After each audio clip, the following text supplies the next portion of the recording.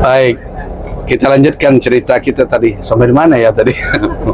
Nah, jadi Nabi bertemu pertama sekali dengan 6 orang para pemuda dari Yathrib. Itu pada tahun 10 kenabian, di mana? Di Mina, di musim haji. Tepatnya tanggal 12 Zulhijjah. Beliau ajak orang itu masuk Islam dan mereka terima. Dan kemudian orang ini kembali ke Makkah. Kembali ke Makkah. Kemudian tahun berikutnya, coba bayangkan 1 tahun, kembali 12 orang. 5 orang yang tahun 10 ditambah dengan 7 orang. 12 orang ini bertemu dengan Nabi dan melakukan bai'ah, berjanji kepada Nabi SAW. Inilah yang disebut dengan bai'ah Aqabah pertama atau bai'ah Aqabah Sughra. Nah, di sana mereka meminta kepada Nabi agar diutus seorang da'i, utusan Rasul yang akan mengajarkan Al-Quran dan mengajarkan Islam. Nah, jatuhlah pilihan Nabi kepada siapa? Bukan kepada Umar bin Al-Khattab, bukan kepada Abu Bakar, bukan kepada Ali, tapi kepada Mus'ab bin Umair. Siapa kira-kira Mus'ab bin Umair? Mus'ab bin Umair adalah pemuda yang di masa jahiliyahnya perlente.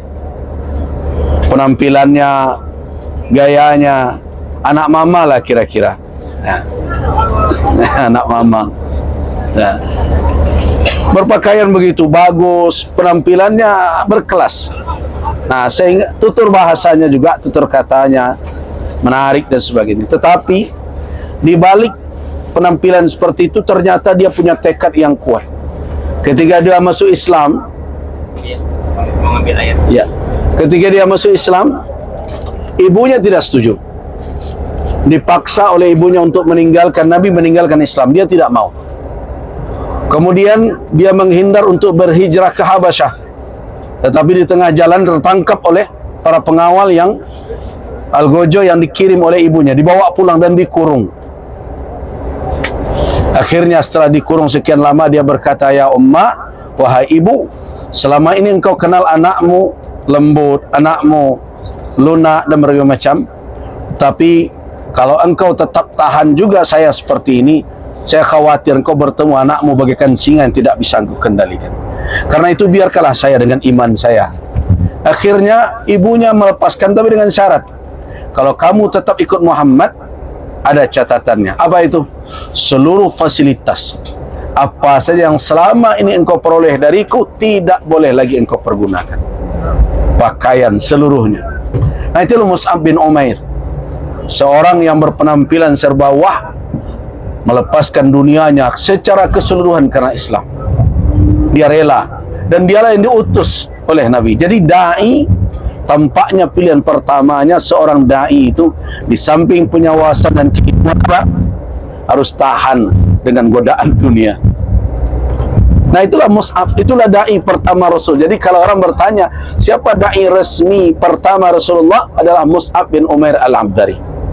Dan ia yang nanti memegang bendera kaum Muhajirin ketika perang Uhud, dan dia gugur sebagai syahid. Nah, kita lanjutkan. Mus'ab bin Umair menjalankan tugasnya 1 tahun. Tahun 12 sampai tahun 13. Tidak tanggung-tanggung. Tahun ke-13 72 orang tokoh, orang-orang terpandang di Madinah bisa dibawa oleh Mus'ab untuk masuk Islam dan bertemu dengan Nabi tahun 13 kenabian di Mina pada tanggal 12 Rabiul Awal di tengah malam. Mereka berjanji, dan itulah bai'at Aqabah kedua. Bai'at Aqabah kedua ini benar-benar menjadi catatan penting bagi umat Islam di dalam dakwah mereka. Nah, kemudian kita lanjutkan. Kita tidak bicara bai'at ini dulu, terlalu panjang. Terus rupanya bai'at Aqabah yang kedua ini ketahuan oleh orang-orang Quraisy. Desas-desusnya walaupun secara rahasia dilakukan, tapi akhirnya diketahui juga. Ada yang mengatakan buat jinlah yang berteriak, yang memberitahukan pertemuan yang semestinya sangat rahasia itu. Nah, pada masuk tahun ke-14, maka di sini orang-orang Quraisy sudah kalang kabut. Sampailah pada satu hari pada tanggal 27 Safar. Ketika itu pagi hari, tokoh-tokoh Quraisy berjanji akan melakukan rapat khusus. Jadi rapat sidang istimewa khusus dan top secret, rahasia, tidak boleh diketahui oleh siapapun. Yang berhimpun hanya tokoh-tokoh saja. Di mana? Di tempat gedung mereka bermusyawarah biasanya, yaitu namanya Darun Nadwah namanya. Gedung DPR lah kira-kira bagi mereka waktu itu. Nah, ketika mereka akan masuk ke gedung itu berombongan, beramai-ramai, ternyata ada seorang tua sangat berwibawa, mengaku datang dari Najd. Di dalam sejarah disebut dengan Syekhun Najdi namanya.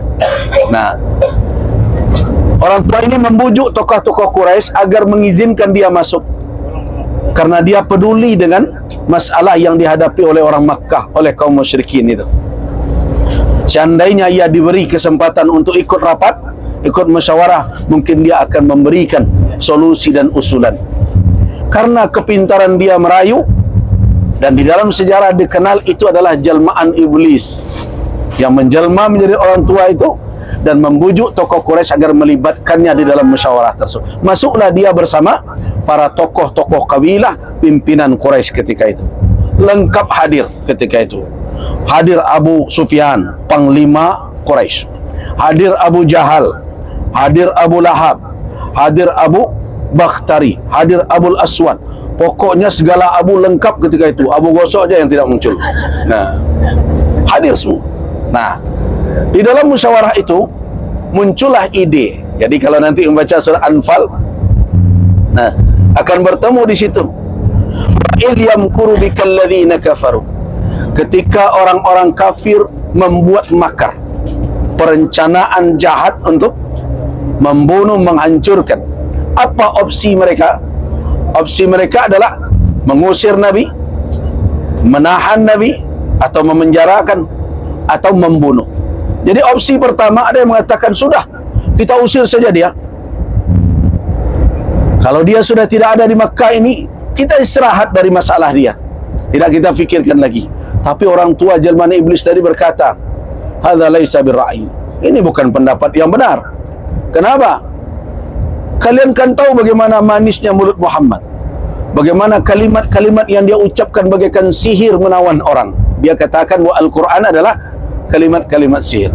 Kalau kalian biarkan dia pergi ke kabilah lain, disihirnya pula kabilah itu jadi pengikut dia. Setelah dia besar, kembali dia ke Makkah.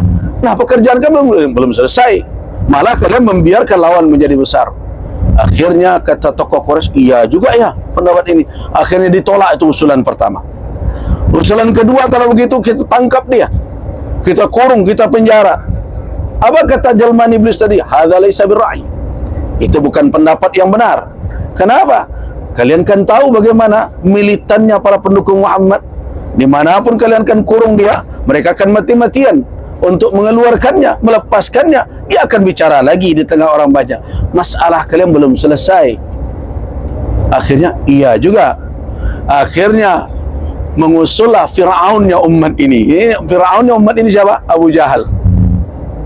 Abu Jahal mengusul, kalau begitu sudahlah, kita habisi saja, selesai.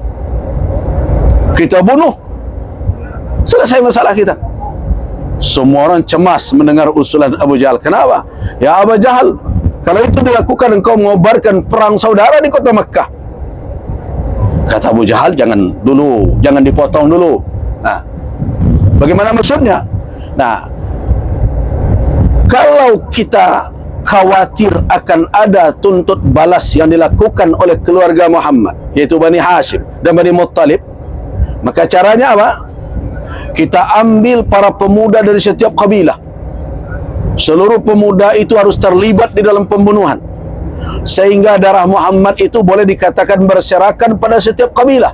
Berani tak Bani Hashim dan Bani Muttalib bangkit menghadapi seluruh orang? Tidak mungkin. Paling nanti kita negosiasi saja, berapa kami harus bayar, selesai. Nah, mendengar usulan itu, apa kata syaitan, kata jelmaan iblis tadi? Hadza huwa ra'yu. Ini baru pendapat hebat ini. Nah, begitulah iblis. Nah, itulah yang dijalankan. Mereka berkomitmen bahawa kita akan lakukan nanti malam, jamnya, jadi sudah ditetapkan, hari hanya, jam hanya sudah ditetapkan, dan tidak boleh bicara kepada siapapun ini. Ini adalah keputusan rahasia yang tidak boleh disebarkan. Ya, mereka berjanji, kerjaannya mabuk-mabukan. Lagi mabuk, ngomongnya racau kemana-mana. Nah, kalaupun tidak ada yang tidak ada yang membocorkan, apakah mereka bisa bersembunyi dari Allah Subhanahu wa taala? Ya tidak. Mereka berkumpul, Jibril turun kepada Nabi sallallahu alaihi wasallam memerintahkan beliau untuk hijrah, sehingga ketika zuhur Nabi datang kepada Abu Bakar heran. Seperti suara Rasulullah, ini bukan jam tamunya Rasul. Jadi Rasulullah kalau mau bertamu ke rumah orang, you cari-cari waktu, jangan kayak kita tengah malam jam 12 bertamu juga. Iya. Nah, ini ada waktu-waktunya. Nah, ini enggak biasanya ini Nabi. Tapi ketika dibuka, iya, Nabi memakai penutup wajah beliau, menutup pakai selendang, kemudian mengatakan, akhrij man indak. Abu Bakar, keluarkan orang yang ada bersama engkau. Kata Abu Bakar, ya Rasulullah, mahum illa ahluk. Yang ada cuma keluarga engkau semua, keluarga saya enggak ada yang lain. Baik, kata Nabi. Akhirnya Nabi katakan, ya Abu Bakar, saya diberikan izin untuk berhijrah. Abu Bakar senang sekali. Kenapa senang? Karena banyak sahabat sudah berhijrah. Bahkan Umar bin Al-Khattab sudah berhijrah. Abu Bakar minta berhijrah pula. Tapi Nabi SAW mengatakan, ala rislik, sabar Abu Bakar, tunggu, belum saatnya. Jadi Nabi tidak boleh hijrah-hijrah begitu saja. Ada seorang Nabi yang hijrah belum diizinkan Allah, akhirnya mendapat ujian berat dalam perjalanan. Siapa kira-kira? Tahu tak? Nabi Yunus. Nabi Yunus hijrah sebelum saatnya. Akhirnya kemana nasibnya? Sampai di dalam perut ikan paus. Nah, begitu juga Nabi belum diizinkan, tapi siang itu Nabi katakan izin. Abu Bakar sudah senang. Kenapa? Karena ketika dia ditahan oleh Nabi berhijrah, dia sudah siapkan 2 ekor onta yang bagus untuk sebagai tunggangan Nabi, dan dia telah berjanji dengan seorang musyrik. Nah, jadi hati-hati ya.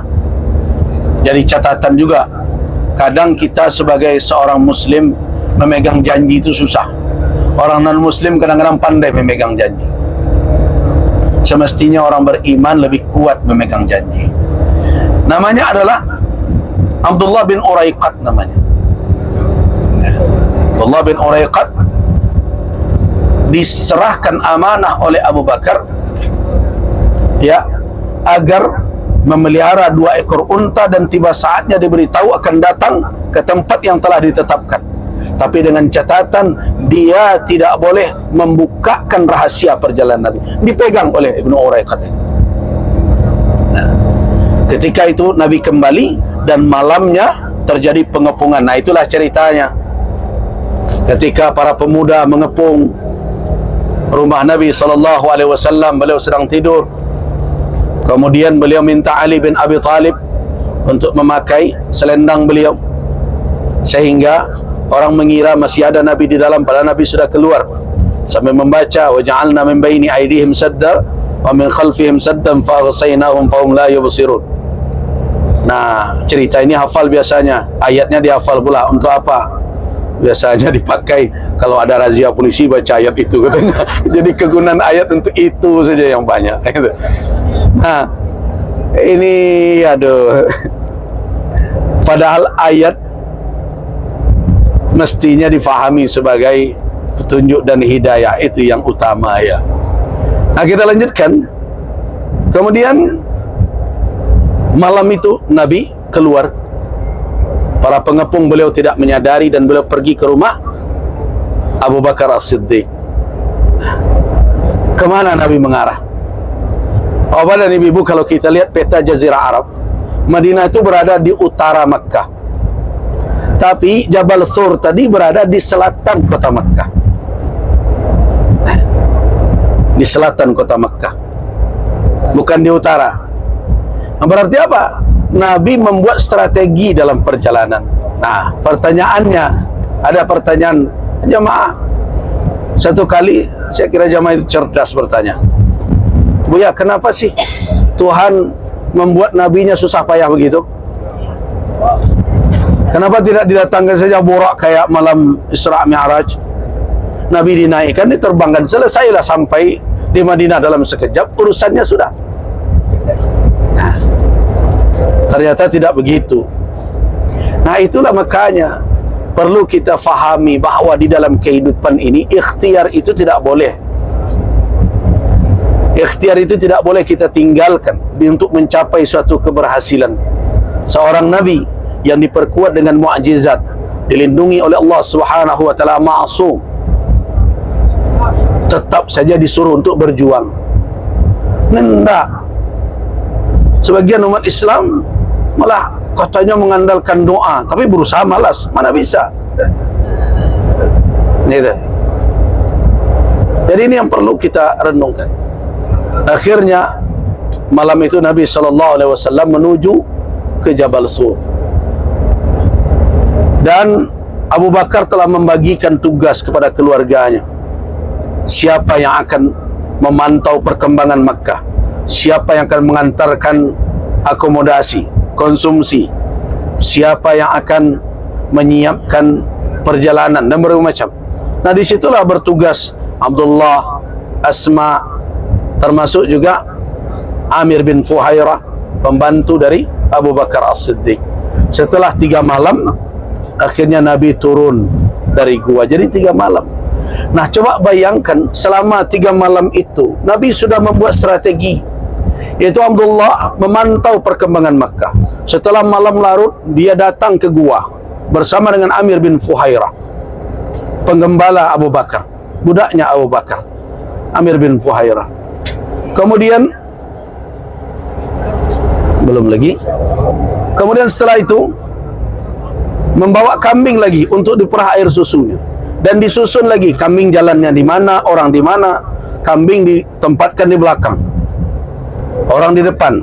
Supaya apa? Supaya jejak kambing menghapus jejak manusia, dan bau manusia hilang oleh bau kambing, karena biasanya bau kambing lebih kuat dibandingkan bau manusia. Nah, itu untuk mengelabui supaya jangan sampai kherit ahli jejak. Jadi diharap ada orang-orang yang pandai mencari jejak perjalanan itu. Tapi akhirnya sampai juga mereka ke puncak bukit tadi. Coba bayangkan, sampai ke sana, untung saja mereka tidak membungkuk melihat. Kalau seandainya membungkuk, mereka melihat Nabi. Cuma kenapa mereka tidak? Karena mereka melihat apa? Dalam riwayat kan ada 2 cerita. Satu adalah merpati, yang kedua adalah laba-laba. Tapi sebenarnya dari 2 cerita itu, yang lebih kuat adalah cerita kisah laba-laba yang menjalin sarangnya di depan pintu gua, sehingga orang-orang yang sampai di situ tidak percaya ada manusia yang ada di dalam. Akhirnya Nabi selamat. Padahal Abu Bakar As-Siddiq sudah khawatir betul.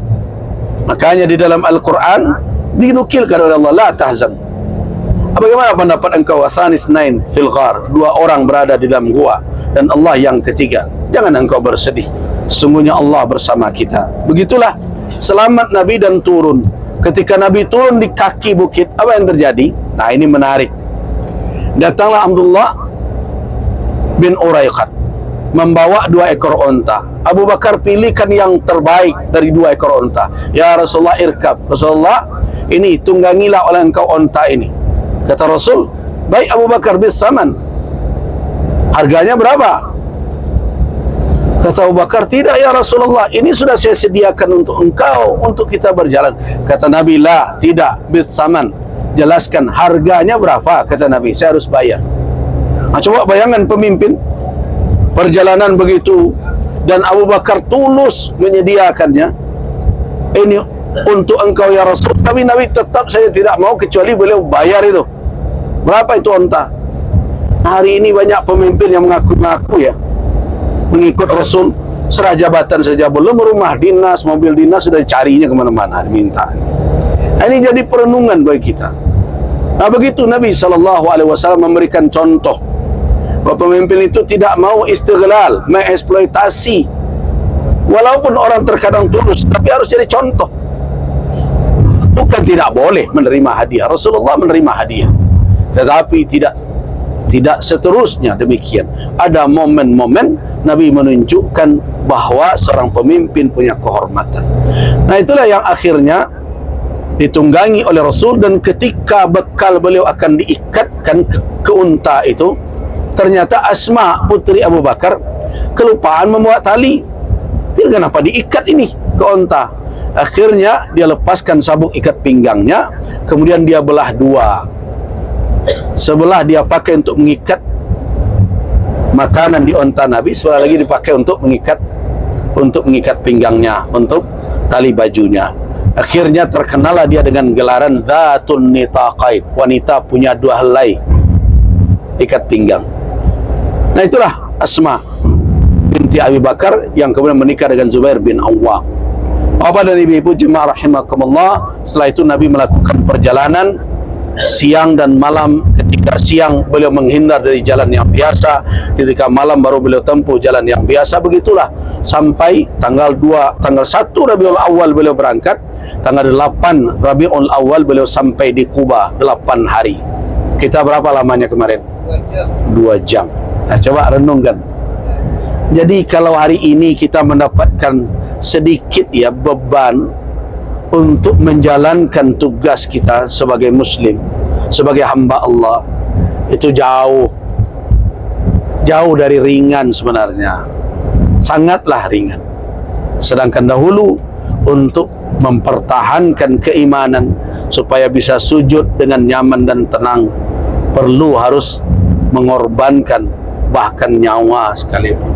Nah, karena itu pesan saya, jagalah keimanan itu, jangan sampai goyah oleh godaan apapun.